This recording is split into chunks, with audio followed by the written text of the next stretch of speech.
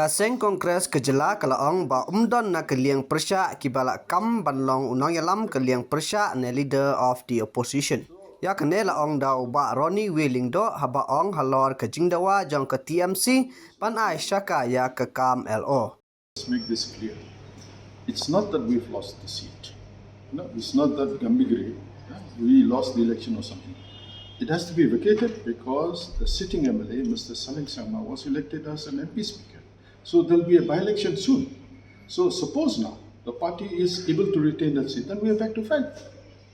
You see, nobody can claim because we've not had, the requisite number to claim for the post of LO. So being, we have 5 MLAs, TMC has 5 MLAs, and VPP has 4 MLAs. So the Speaker, in his wisdom, has given it to us, being a national party. So elections are yet to be held. So I do not understand because, as such, there is no formal alliance in the Assembly. Okay. Now there is no formal alliance between the TMC and the VPP. So I think the Speaker, it should be left to the Speaker's prerogative. But then I would say that, let the by-election be completed. Only then the Speaker maybe can take a decision or take a call.